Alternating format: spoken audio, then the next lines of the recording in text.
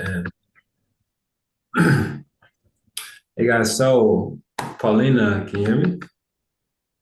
Yes, yes, I can hear you. Awesome, awesome. Chris, this is Paulina, and then also Hi. my lovely wife, Hey, Ciara, Chris. as well. Hey, So, guys. so all here. Chris, Paulina, and you already met Cliff. They do a ton, right? So they're doing a lot of things. I can't even count how many things that they have that they've done successfully, but they're doing well. Network is beautiful. Cliff loved it. And Paulina is more technical. So she will want to understand it fully. So if she brings it to anyone, she can speak about it intelligently and know exactly what's going on. So she will want a whole full overview of, the big picture so that when she dives in, she understands what she's diving into. And then on the other side, Chris, Chris is, the father of factor authentication, has done a ton, and I'm still learning. We just met maybe a few months ago. So the opportunity is profound, but integrity is high on everybody's list here, which is good and a breath of fresh air because we've seen the other side of that for sure a couple of different times, I'm sure. But I'll let you guys go at it. And then also we have my wife on the line, Ciara. I don't think you've spoken to her yet, Chris, or met her yet, but she'll be listening in as well. Amazing minded too. So that's my other half. And my wife's listening in on the other side of this computer as well, Bam. shaking her Family. head at me every time I They're do never something too she far doesn't away. like, and always correcting me when I think she thinks I'm doing something wrong. We're never too far away. They're never too far away. No. Behind every man is a good woman. Only way. Oh, amen. Okay, so have you looked at any of the material? Honestly, I told Brandon that I saw an overview and I saw how many things were in the Google Drive, and I already knew that I needed to spend about an hour aside. And unfortunately, I just like this is the last time I've had free time since the last 5 hours. So I personally wanted to maybe move the schedule around before, and so I could get a deep dive into everything. But Brandon kind of recommended we just kind of kick off like this, and then I go ahead and do what needs to be done. So the answer to your question is no, I have not, Chris. Good. Then let's get you started right at the simplest piece. What do we do? Awesome. What do we own? Okay. Okay. And when I explain this, I'd like you, when you go into the Google Drive, if you look to the manuscript Digital Deception, which is a draft, you only need 3 chapters to understand what we do. Yeah, or our impact. That's the important thing. What we do is the most obvious thing in the world that we don't do in cybersecurity. If I asked you to prove your identity, how would you do that right now? Right. I would go through a KYC or oh, maybe like OTP, like through a code. No, I'd want to see an identification. Prove your identity. Show me your driver's license, Correct. passport. Correct. Show me something to prove you are who you are. Yeah, like a KYC. No.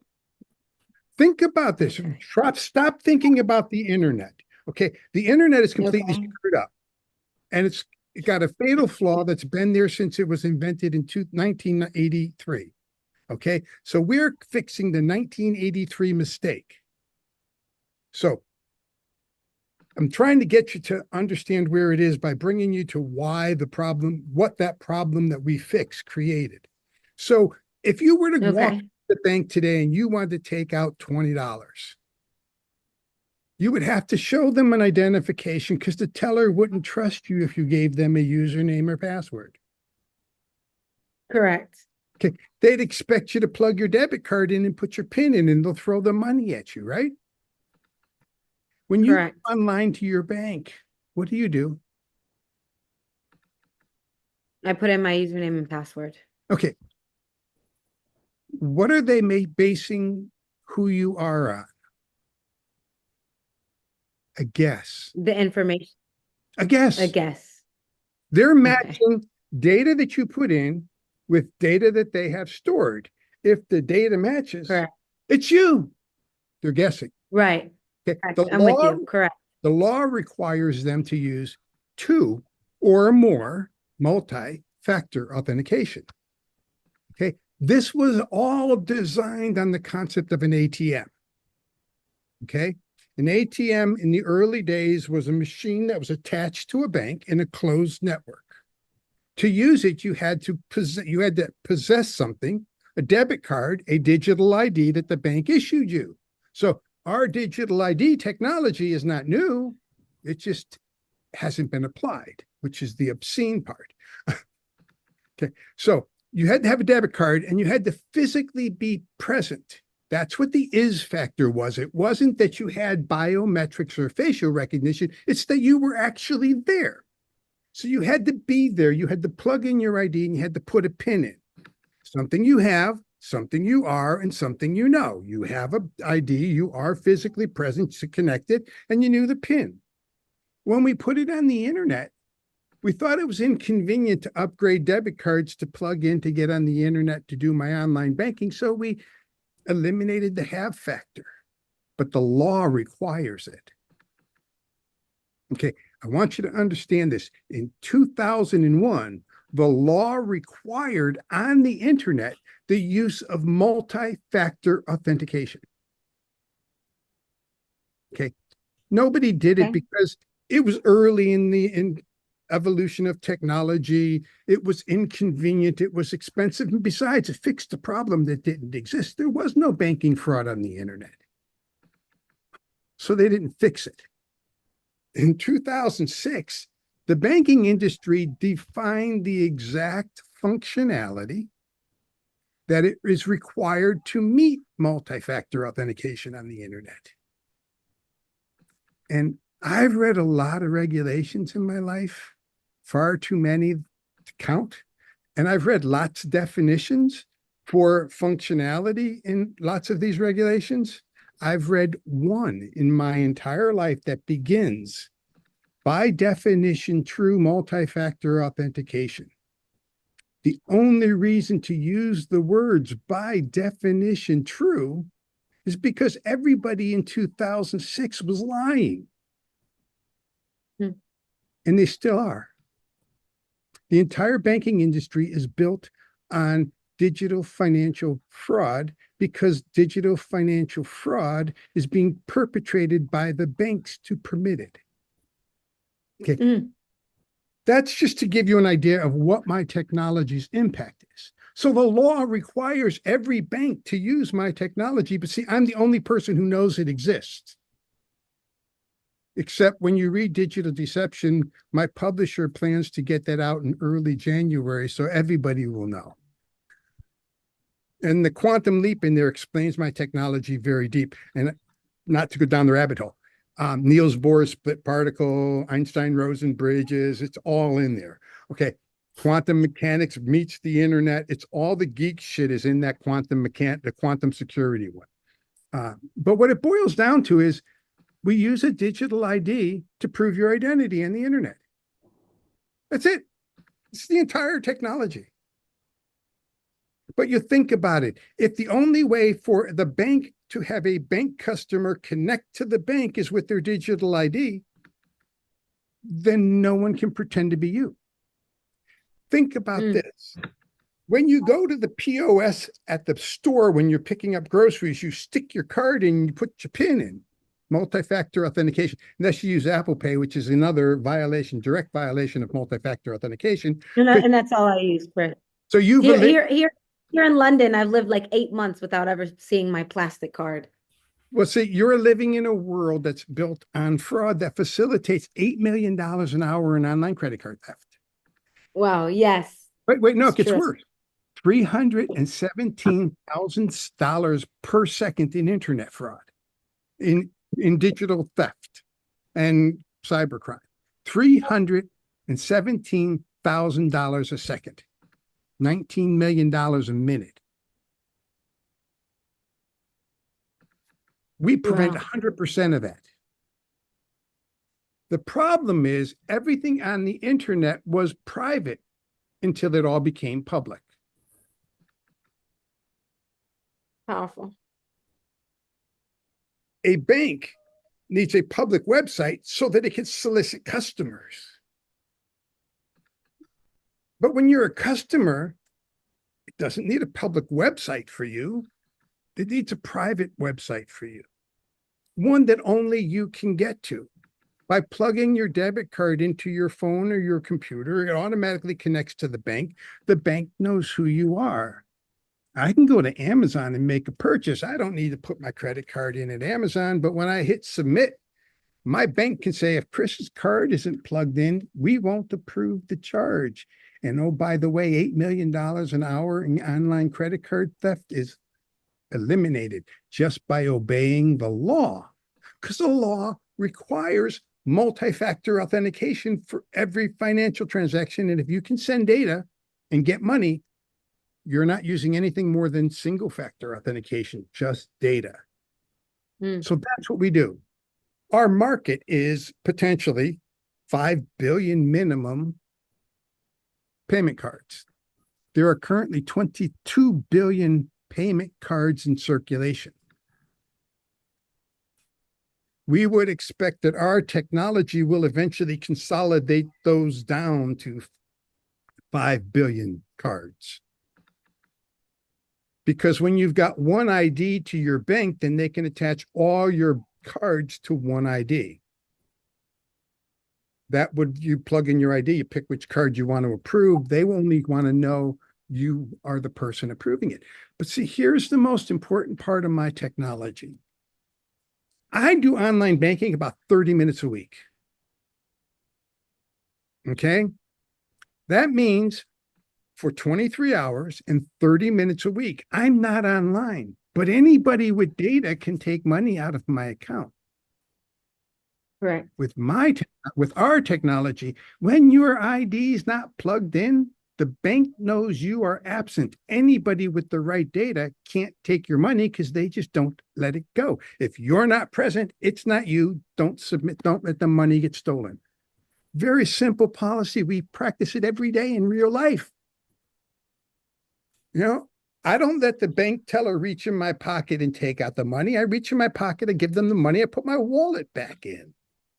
But on the internet, anybody with the right data can take your money or your Bitcoin or any other, your NFTs or anything else you're securing on the internet is strictly the right set of data away. But if, in order to use the right set of data, can I have my wallet back there? She took my wallet away. Because it wasn't set up to be doing what I was supposed to be doing. But if I take out my wallet and reach inside, take out my ID, and I plug it in, and it automatically connects me to the bank knows I'm online. And when I unplug it, the bank knows I'm offline. When I go to work at the hospital, when I plug in my card, the bank knows the hospital knows I'm there. Records are available. When I unplug it, it's not. No one can upload ransomware. Think of all the hospitals shut down. If you've got a company, all of the breaches that they've had. Now, this is expensive shit. Okay. It's $10 per user per month. Think about that. A company today spends $5,600 per employee for remote access and endpoint security. This technology for $120 a year is better than everything they're spending and eliminates all of that. Because this is the endpoint. When it's plugged in, there's an endpoint. When it's not, it's not. All that security you're putting on my computer to make sure it's secure doesn't mean a damn thing because my computer's never going to be secure. It's always online. Someone can attack it. I'm only online when I'm working. It's basic security protocols come to the internet. No law requires it. Logic requires it.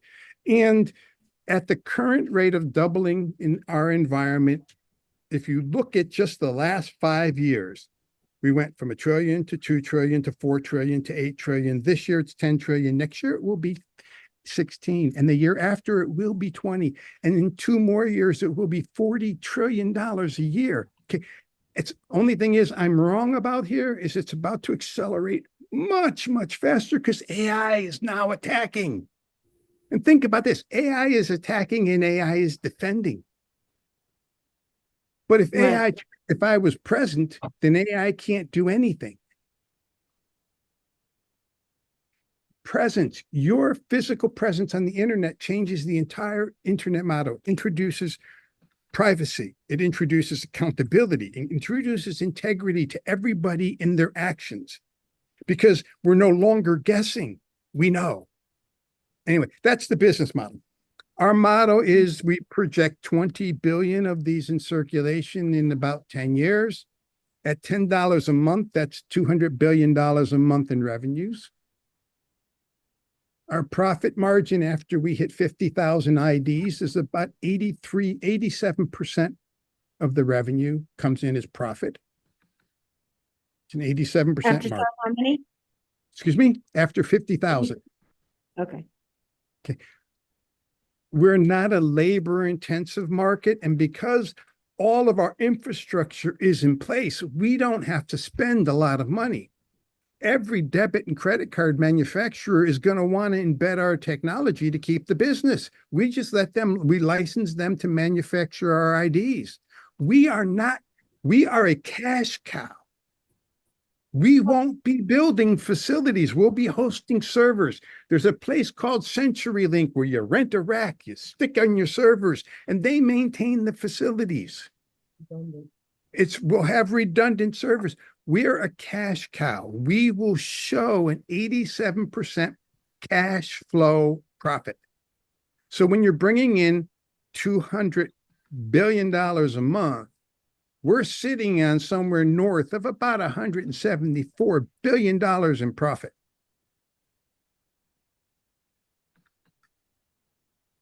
We're going to form an S Corp in America for our company. I know that I'm working with Branden's LLC for the same reason that we're going to be forming an S Corp because we're currently a C, is because we don't want to pay corporate taxes when we can pass the money from our profits to each of the investors. If it goes to Branden's LLC, he can then pass it out to the investors again with no taxes. And so what we're trying to do in our structure is to set up a tax-free system so that we save 35% or 25%, or whoever who's charging you taxes charges you taxes, not us taxes twice. That makes sense? Yes.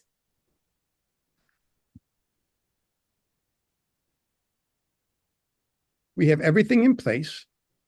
I can have the company up within 90 days of funding. We can be in the market within 180 days. Well, no, we can be marketing to the world in 180 days from then, but we will be 6 months to the first version of these come in because we're using a new round of encrypted serialized chips. The whole card has to be redesigned. Got to bring it in, test it, because we are going from less powerful encryption to much more powerful encryption. Chips have gotten much smaller and less expensive. So there's things that, so we're 90 days. So if we were to be funded in the next 30 days, we would have this in the market in the beginning of the third quarter.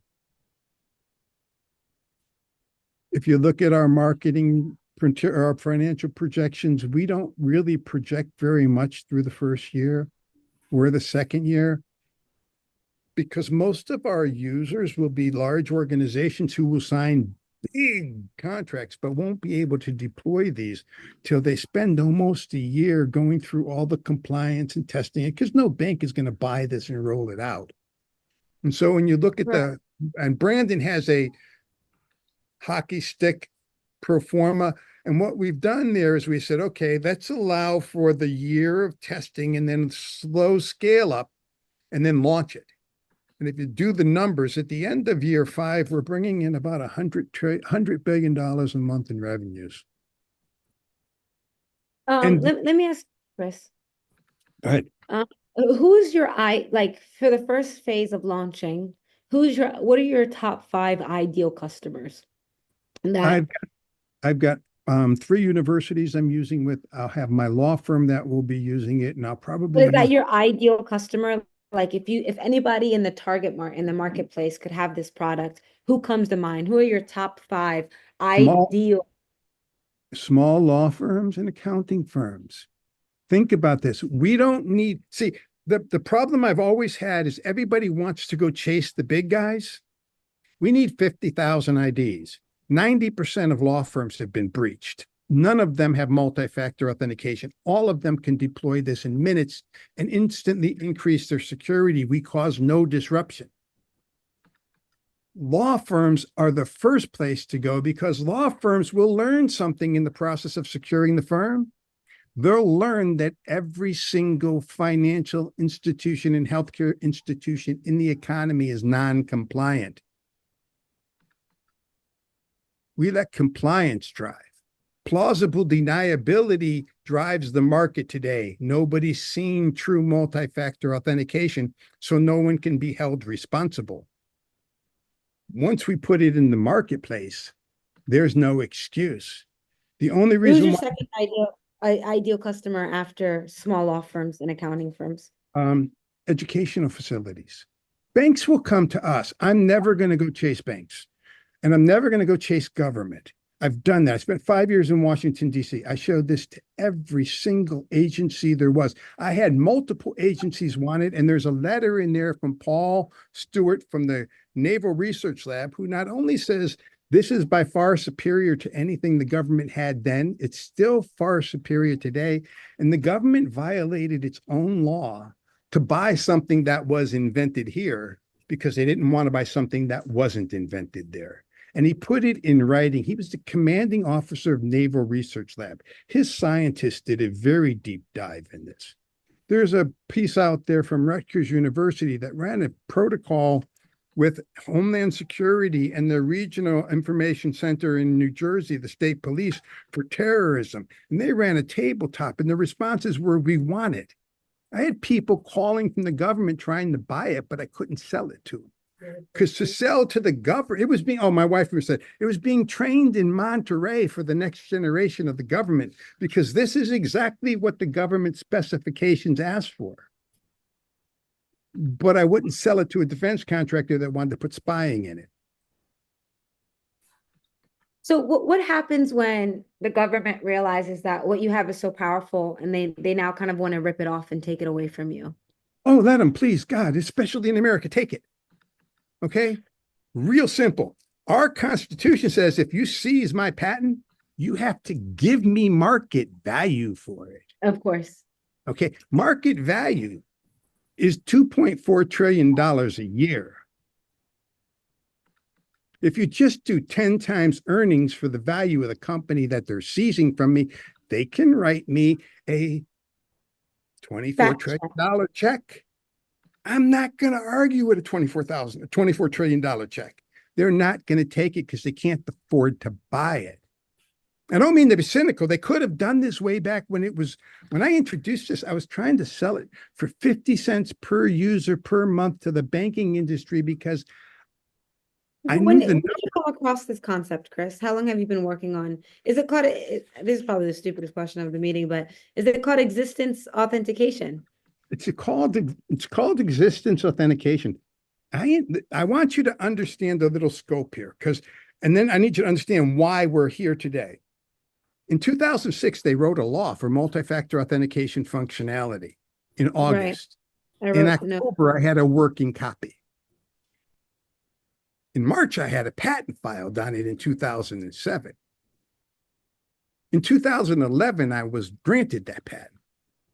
During that time, I brought it to Visa as my first banking customer out in San Mateo. And I sat down, and I only went in there because Merrill Lynch was going to take my company public, and they were going to use this for their security before the crash and everything. So they were bringing me out to Visa to show this to them because we were going to sign Visa up as our first customer. We presented this to Visa, and Visa rejected the technology because, quote, if we deployed this, we would recover so much in fraud, it would call our billing system into question. I walked out the door in shock. I turned to the senior vice president of Merrill Lynch, and I said, did they just tell us that we would recover so much that they don't want it because they don't want the money back? It's part of their business model. Right. Of course. Like I'm in the credit industry. And so It's so crazy when you understand and just acknowledge that you live in a scam. The But this system is takes the meant to scam scam away. you. If the Wow. only way to access your money, the only way to move your money, the only way for a bank employee to touch your money is with their physical ID connected, so I can always tie every single action to a human being. You take the scam away. And by I love simply it. deploying this at the bank, you take the scam out of the system. And the law requires What is your third ideal customer, Chris? healthcare. Education, actually. Education is probably going to be our big home Yeah, run. the second one was educational facilities. So the third Then one it, is then it would healthcare. be then it would be healthcare and banking, because they're going to come in at the end, in the middle of the second year, and I wouldn't want to chase them because I'm already building the relationship with the educational systems, and educational systems are under attack. There's 265 million college students in the world, times $10 a month for digital ID. And they can have absolute security on the campus by locking their university campus away from the public. So you have your public website for admissions and all the rest of the crap for the public. But once you become a student, you have a private network where only students can get in with their student's ID, or only staff can get in with their staff ID. We have this. If you're on campus, you're there. With your ID, this is your way to get on campus. You need a key, to get in your dorm room. You need a key to get into the university online. It can be the same key. They can be merged right into the same key. We don't inconvenience anyone because all of these distributors are in place. We would license the manufacturer of the digital IDs that they use for swiping the doors to get in the rooms. My daughters have them at college. We would just embed our technology on that, so the student still only has one card.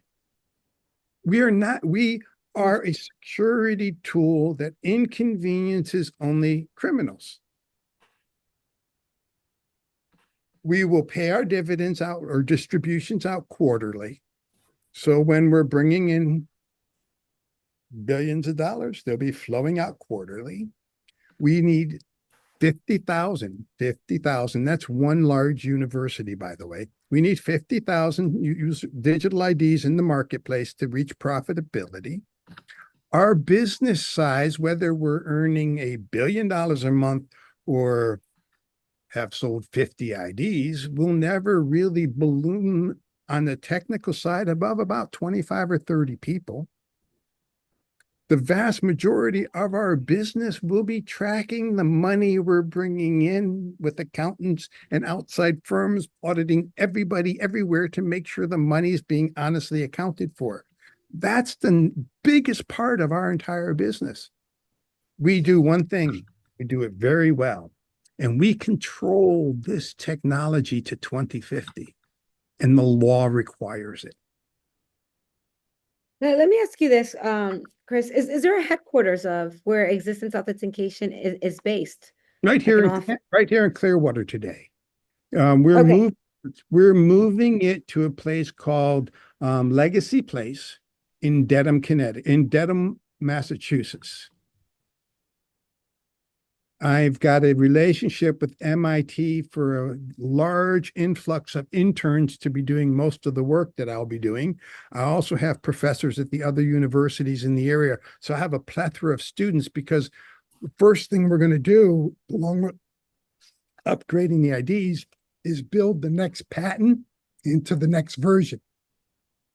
The patent's ready to be filing. So upon funding, I'll file the patent and we'll build the next patent into the first commercial release so that we control this technology till 2050.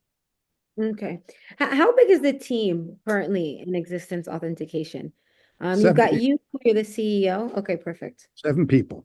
Myself, Mike Speckman, CEO, um, what's Bruce McKenna, brain fart, president, Rich Bowman, former director of all data centers for the Boeing Corporation worldwide.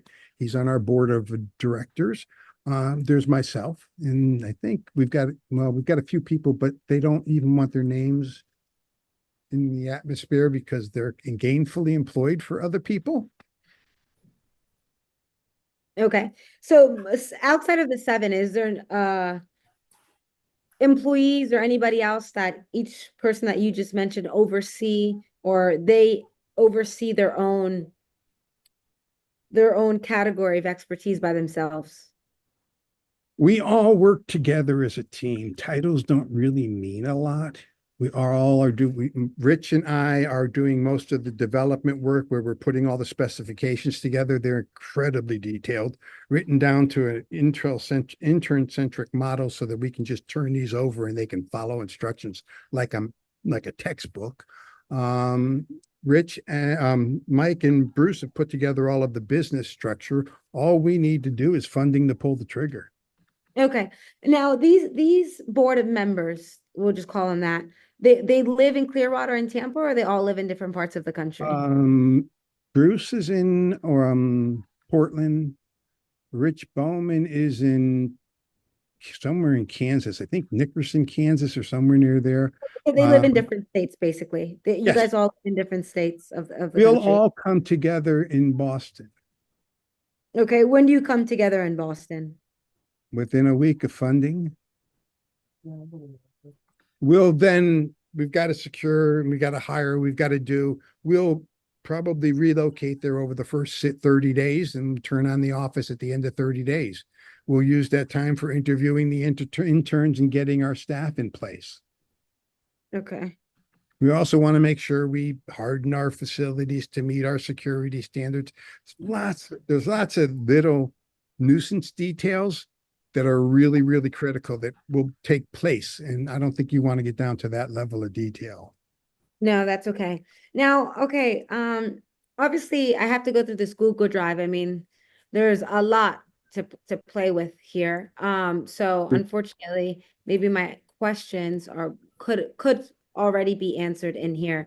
So I'm assuming there's a pitch deck in here. Is that correct, of the entire Yes, business? there is. Okay. And does that explain, so I understand your projections.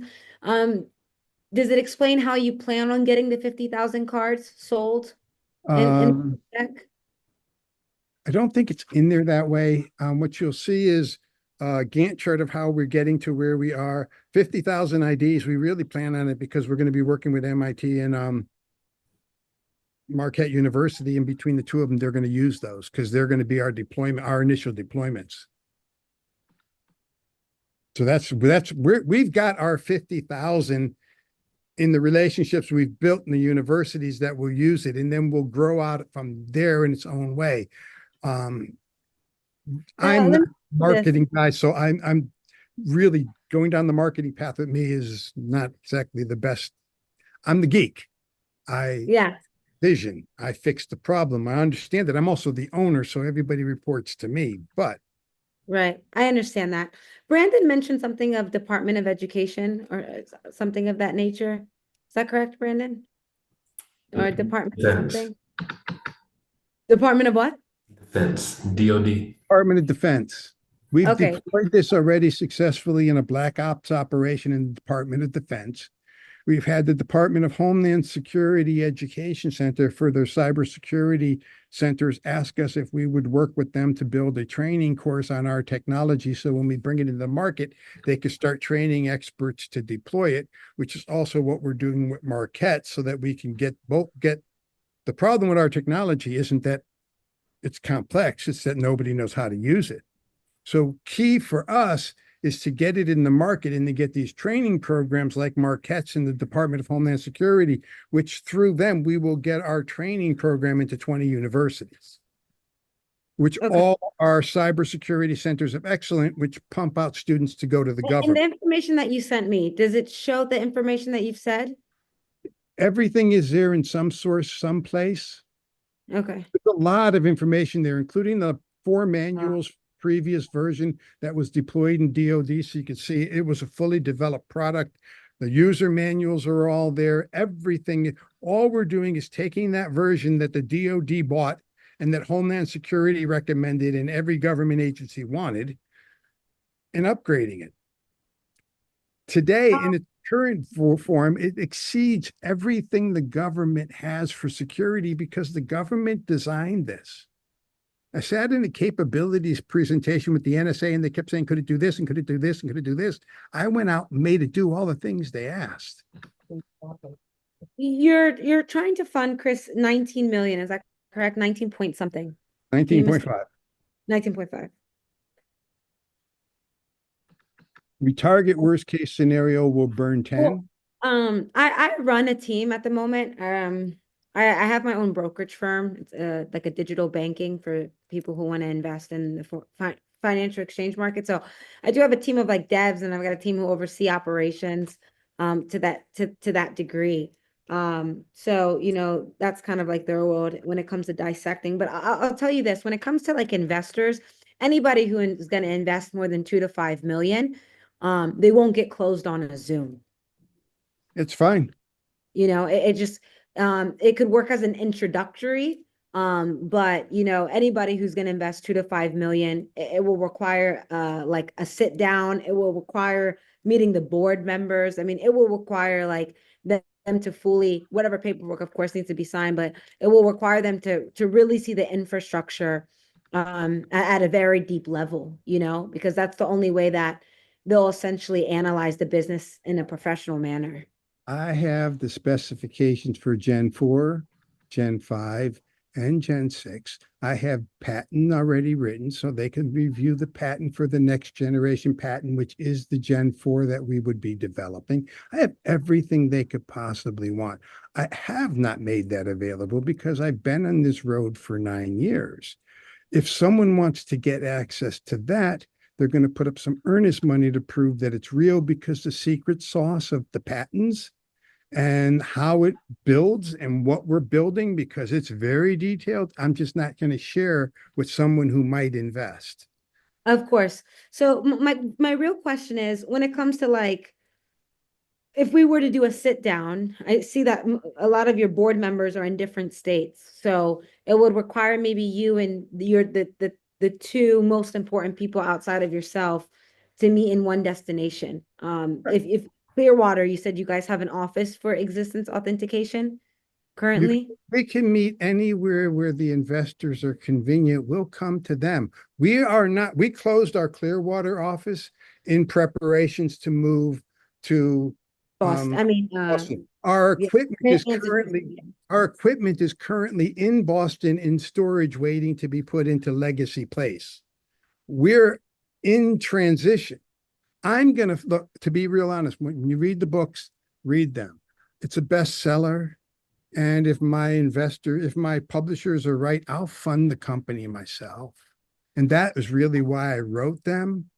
And so investors for me give me the ability to make my manual, because if you read Digital Deception, just the 3 chapters, I can release that in such a way where it makes the impact of this technology's introduction awe-inspiring, and I can control when that gets published. But if I have to publish first, I have some reporters that would go crazy if I handed them that book. And it's every bank in every country, including the EU and their regulations. And the nice thing about the EU is they enforce their regulations. In America, they don't. This is a misunderstanding. Right. A little bit more black and white. There's a misunderstanding. And when I show the misunderstanding for what it is, you've got 2 options. You choose to come into compliance, or you choose to reject compliance. No one can deploy instantly, but if you choose not to license this technology, you're making a choice to actively stay out of compliance because you're taking no action to move in that direction. I want you to look at the state of New York versus Citibank, where they're questioning their cybersecurity practices and the deceptive way that they're used to, in this way, manipulate other account holders and steal from them, basically. What do you think happens when we show that every time they claimed MFA and they signed a certification since 2001, it was done fraudulently? And because when you read the 2006 definition, it leaves no room for error. If you read the definition, you know they're lying. So they were actively engaged in fraud since 2006. The only way to stop being actively engaged in fraud is to license the technology, even though we can't deploy it. You order it for legal cover, and we know what we're building to. Does that make sense? Yes. We're, Yes, we're you made a in lot of sense. we're in a place where we can't afford to allow 10 trillion to become 20 trillion a year in 2 years. Could you repeat that, Chris? We can't allow $10 trillion in cyber damage this year to be $20 trillion in cyber damage per year in 2 more years, which is the path we're on. Today, right this minute, in the time we've been on the phone or on this conversation, we've already burned through almost $1 billion in cyber damage was occurred in just the time we've been on this chat. Is that like an international stat, global stat, or local? That is an international stat. If you look at Gartner's or any other published firm, we're all looking, you look at any of the publications in the news, we're running $10 trillion a year. If you take $10 trillion a year, sounds like a big number. Everybody says, oh my God, it's bad. But can you conceive of the number 10 trillion? But you can conceive of the number $317,000 a second, because $317,000 a second is what 10 trillion means. And it's growing at a doubling rate of every 18 months. And AI is pushing that. So 10 trillion this year, 18 months, 20 trillion, 24 months to 36 months, we're 40 trillion a year. The economy can't sustain this. Right. Quantum, Have you ever heard of a guy called Hush Puppy? no. Yeah, well, you would be his worst enemy. He's like the most famous Nigerian scammer. He He's dead. hacked into the Federal Reserve of the United States. Real simple. No ID, no access. How Yeah, hard? Brandon, never heard of Hush Puppy. He's like he's one of the few. He's one of the fewest people ever to get arrested from an American government in a completely different country. Like they arrested him in Dubai because he hacked into the Federal Reserve of the United States of America. And that's because they're not even obeying their own regulations. And you know why that is? Because the tech industry has convinced everybody that they're doing something they're not. How much steal? In America alone, he got to steal from the government $500 billion. Yeah, 500 million is what he tried to steal from the United States government. That's chump change. Do you know how much money is stolen from the United States government every year on bogus tax returns? $45 billion. Do you know what it would cost? I mean, that was one person, No, but trying I want to you to hack understand something. It cost the United States government $45 billion in bogus income tax returns. It would cost the United States government $400 million to prevent it. Wow. Donald Trump will probably like you. Look, I don't sell to the government. The government purchases from me. I don't sell to banks. Banks purchase from us. We sell to universities. We sell to law firms. We sell to accounting firms. We sell by going to market through small consulting firms in small communities where when your law firm gets breached, you're put out of business. And where your law firm is 30 people and, $300 a month is a reasonable fee to be secure. And you multiply $300 a month with one little guy in one little town with a dozen law firms, and he's charging them $20 a month. So he's making as the evaluation and the success of the company projects up higher, you wouldn't change the price of the card? No. Here's the beauty of this. The only price change we're going to make is cost of living on renewal. Whatever the consumer price index in the change in that period of time, we're not giving most favored nation status to anybody, and we're not charging anybody anything extra. Everybody pays the same price. Fair business, honest, transparent, and we're not letting the big guys cut the price and make the little guys pay through the nose so they can't be equally secure. I want the little guy to be just as secure as the big guy. In fact, I'd rather secure all the little guys and watch the big guys sit and wait doing this. Well, they say I'm not ready to make my change until they're driven out of business by the little guys coming up, which is your generation, taking their jobs away from them. We're changing the way the world is going to be approached.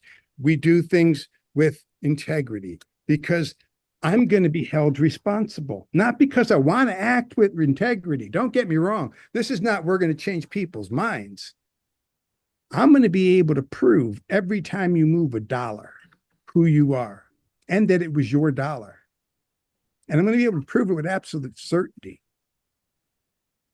I'm going to be able to prove every time you put a post out there that you were the originator. It's really scary for people who make a lot of money in crypto, Chris. I I'm one understand, of those people. I understand that. And, they don't have to adopt it. We don't force. In fact, crypto's not forced by law like banks are.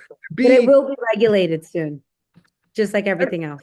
Everybody can choose any way they want to do things. We don't mandate crap. The law mandates it. We just make it possible for the law to be enforced. Interesting.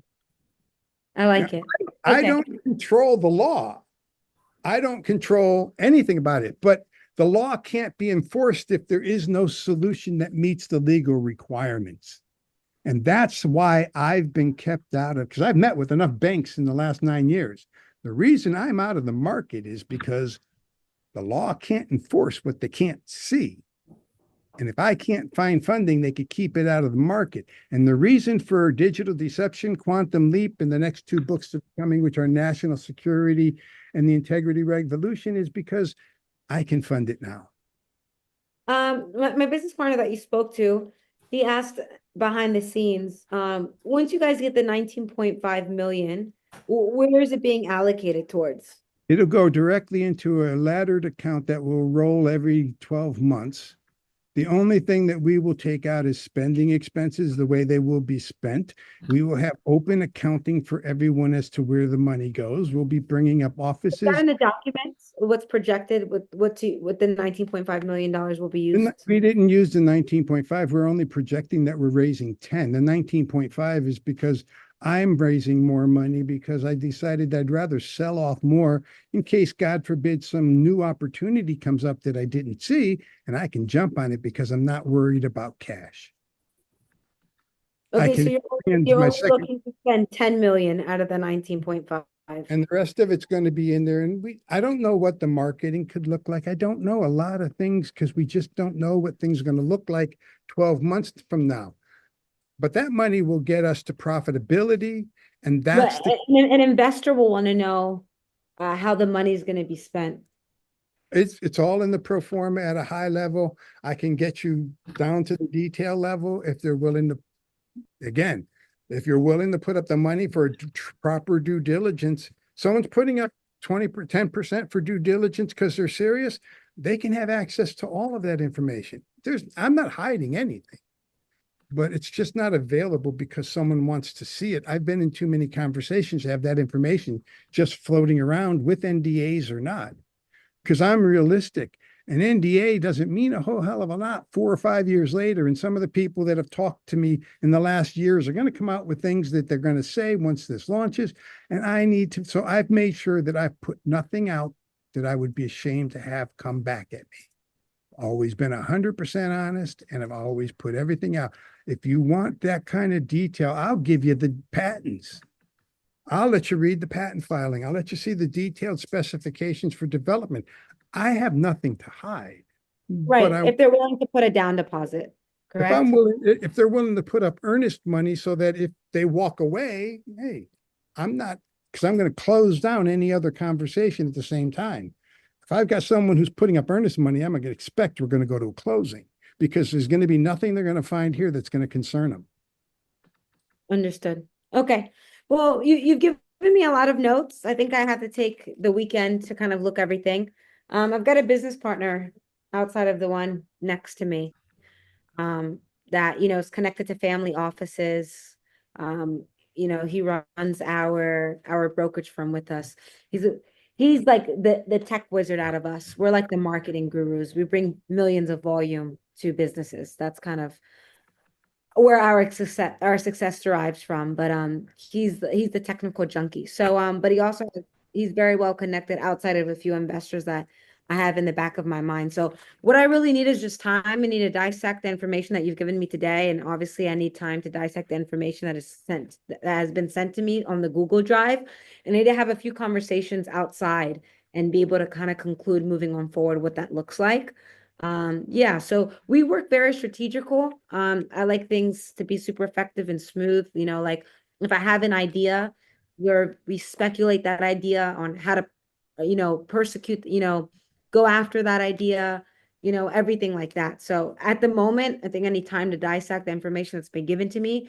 I need to look at the Google Drive, and be able to analyze it at a deeper level. And then I need to have a conversation with one of my business partners and kind of go on from there as well. I have two requests. First three chapters in digital deception, so you understand the magnitude of what we have, and then open the quantum leap, and you can. Where is that book? They're Where is both- that book? Is that both in the Google Drive. They're in the okay? main directory. Open quantum security and go to the section that has step 1, 2, 3 in it, or step 1 through 6, and read that, because that is literally the entire deployment process for how elegantly simple our solution is. We disrupt literally nothing, but we absolutely change everything about security. A company can deploy this in a matter of hours and it would be done and fully functioning, which is pretty freaking amazing, actually. Yeah, I'd like to speak to another business partner of ours, and that would lead up to like a following up call. And his questions will make my questions look like child's play, Chris. He's very, very Hershey. Um, but that I think that's kind of where we're at. So you've done a phenomenal job. I can see your passion and your vision towards a project. And to be honest, I love to see that. I believe that's like the first core skill set of anything really striving to have any potential Think of is this. how excited you are. I'm 65 and I have more passion for I what I'm thought you doing. were 35, Chris. I have You more were passion than you were most giving me 20-year-olds. 35 vibes, Chris. You were But giving me 35, young and just we're striving, we're coming gonna out of the change the beach, world. getting tan, no sunscreen, no visor hat. I mean, But I just want you to feet in the understand something. sand, Chris. Because I'm 65, I really want you to understand something about what I'm doing here. I, in the end, will own 60% of this company. I'm putting that in a foundation and it's all going for economic development, health, and education. I'm giving it all away before it's even rich. That's all going to be part of setting up the corporation from day one. I'll hold the proxy, but I've never been in it for the money. I'm in it for the science, for what we can do. We're going to change the world, whether I have to fund it myself because I wait for the books to be published or I find the right partner. We're going to introduce integrity on the internet and we're going to change the world. And I'm going to take all the money that all those people that have broken the law for all these years give me and lift up all those people at the bottom that they've been pushing down for all these years, because I've been at the bottom with them. Amen. So I love it. So you understand my vision for this. I'm in it for the science and the business is the benefit.